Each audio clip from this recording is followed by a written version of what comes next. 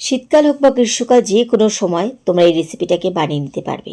মিষ্টি কুমড়োর এমন একটা রেসিপি এটা, যেটা দিয়ে এক থালা ভাত নিমেষে শেষ হয়ে যাবে, এর সাথে আর কিছুই লাগবে না।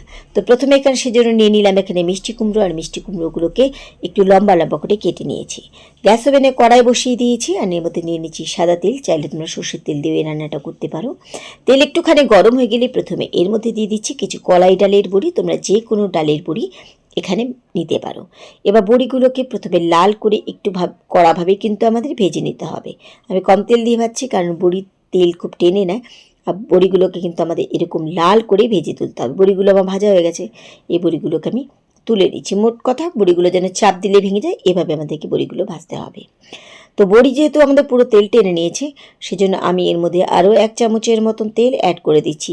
এই রেসিপিতে তেল একদমই কম লাগে, কিন্তু খেতে দারুণ হয়। এবার তেল একটু গরম হতে দিচ্ছি। তেল একটু গরম হয়ে গেলে এর মধ্যে এবার দিচ্ছি একটা শুকনো লঙ্কা, আর 1/2 চামচ দিয়ে দিচ্ছি কালো জিরে। শুকনো লঙ্কা আর জিরে একটুখানি ভাজা হতে হতে এবার এর মধ্যে দিয়ে দিচ্ছি 1 চামচ গ্রেট করা রসুন। রসুনটাকে চাইলে তোমরা বাটা দিতে পারো বা কুচিয়ে দিতে পারো। মোট কথা আমাদেরকে 1 টেবিল চামচ বা 1 চামচের মতন লাগবে। এবার রসুন যতক্ষণে একটু ভালোভাবে পুড়ে না আসছে, খুব ভালো রসুনের ফ্লেভার না আসছে, ততক্ষণ কিন্তু এটাকে খুব ভালোভাবে আমাদের ভাজতে হবে। রসুনের এই ফ্লেভারটাই কিন্তু মিষ্টি কুমড়োর এই রেসিপির স্বাদটাকে দ্বিগুণ বাড়িয়ে দেবে। রসুনগুলো খুব ভালোভাবে আমি লাল করে এখানে ভেজে নিয়েছি। পুরো লাল হয়ে গেছে, যতক্ষণ লাল না হবে ততক্ষণে কিন্তু এই রসুনগুলোকে ভাজতে হবে। তো রসুন ভাজা আমার এখানে হয়ে গেছে। এবার এর মধ্যে দিয়ে দিচ্ছি কুমড়োগুলো। কুমড়োগুলো নিচের দিকে খোসাটা রেখে কিন্তু আমি এরকম লম্বা লম্বা করে কেটেছি। আর এটাতে কিন্তু কুমড়োগুলো গলালে চলবে না, কুমড়োগুলো একটু গোটা গোটা থাকবে, তবে কিন্তু এটা দেখতেও ভালো লাগবে, খেতেও ভালো লাগবে। দিয়ে দিলাম ঝালের জন্য কয়েকটা কাঁচা লঙ্কা চিড়ে। আর এই রেসিপিটাকে বলে দিই একটু ঝাল ঝাল ভালো লাগে, তাই কাঁচা লঙ্কার পরিমাণটা তোমরা তোমাদের টেস্ট অনুযায়ী এখানে বাড়িয়ে কমে নিতে পারো। দিয়ে দিলাম স্বাদ মতো নুন, আর দিলাম সামান্য পরিমাণ হলুদ গুঁড়ো। এবার স্টিম মিডিয়াম করে দিয়ে অনবরত কিন্তু মিষ্টি কুমড়োগুলোকে আমাদের নুন হলুদের সাথে ভাজতে হবে। কিছুক্ষণ পর পর একটু করে ভেজে নিতে হবে, একদম হাই ফ্লেম করা যাবে না এখন। আর মিষ্টি কুমড়োগুলো যেহেতু নরম, খুব তাড়াতাড়ি কিন্তু এগুলো নরম হয়ে সেদ্ধ হয়ে যাবে।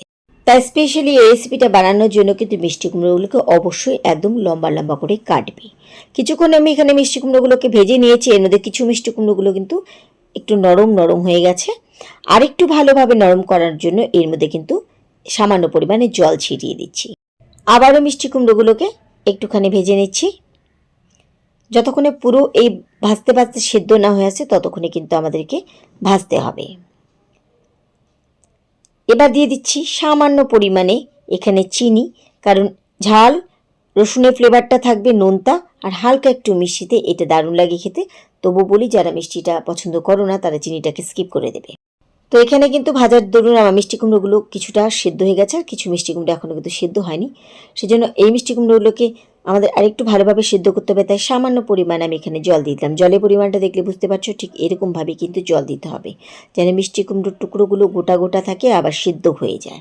এবার জল টানা দিয়ে অপেক্ষা করছি, নামিয়ে নেব। তার আগে এর মধ্যে দিয়ে দিলাম আর 1 চামচ গ্রেট করা আদা। এই আদার ফ্লেভারটাতে এই রেসিপিটির স্বাদটাকে কিন্তু দ্বিগুণ মাত্রায় বাড়িয়ে দেয়। আর নামানোর আগে ঠিক এরকমভাবে আদা দিতে হবে। আদার সাথে মিশিয়ে নিলাম। এর মধ্যে বোঝাই যাচ্ছে যে আমার মিষ্টি কুমড়োগুলো কিন্তু বাদ বাকিগুলো ভালোভাবে সেদ্ধ হয়ে গেছে। তৈরি হয়ে গেল আমাদের শুকনো শুকনো মিষ্টি কুমড়োর একটা রেসিপি। এটা গরম ভাতের সাথে খেতে দারুণ লাগে। শুধু ভাত বলবো না, ব্রেকফাস্টে যারা রুটি খাও তারা এভাবে রুটি দিয়ে এই মিষ্টি কুমড়ো রেসিপিটাকে বানিয়ে দেখো, খেতে কিন্তু অসম্ভব ভালো লাগে।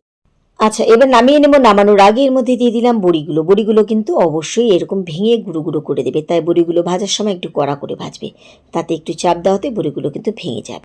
এই ছিল আমার আজকের পর্বের রেসিপি। কেমন লাগলো তোমাদের? আশা করি ভালো লেগেছে। তাহলে আজকের মতো এটুকুই। সবাইকে ধন্যবাদ জানিয়ে আজকে এখানেই বিদায় নিচ্ছি। ফিরে আসবো আবার অন্য কোন রেসিপির সাথে অন্য কোনো দিন। সে পর্যন্ত সবাই খুব ভালো থেকো, সুস্থ